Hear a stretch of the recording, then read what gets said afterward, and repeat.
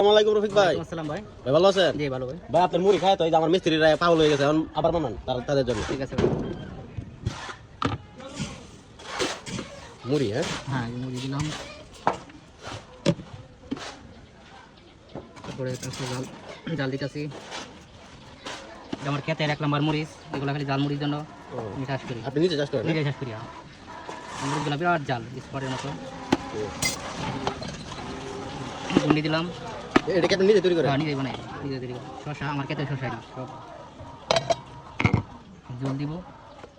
এটা মশলাটা কি? হ্যাঁ মশলাটা এই মশলা অসাধারণ, একবার যে খা সে বুঝে এটা কি মজা।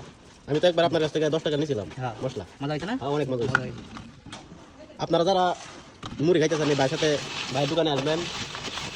আর ভাইয়ের কাছে ভাই কিন্তু এমনি মশলা বিক্রি করে নাকি ভাই? নিতে পারবো যা যেমন লাগে, সমস্যা নেই নাকি? সমস্যা নেই। মশলা না বিট লবণ ভাই? বিট লবণ।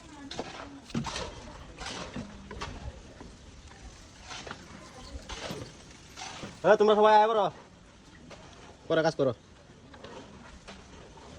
এই যে ভাইয়ের মুড়ি যারা যারা এখনো খাইছেন না তারা ভাইয়ের সাথে যোগাযোগ করেন, অনেক ভালো মুড়ি বানায় ভাই। গরমে চলে ঢাকা কাছে কা আরিফা দেখে খুব মায়া লাগতেছে। এখন আরিফ বললো পয়সা মামা বই জিরাও আর মুড়ি খাওয়াই মজা মুড়ি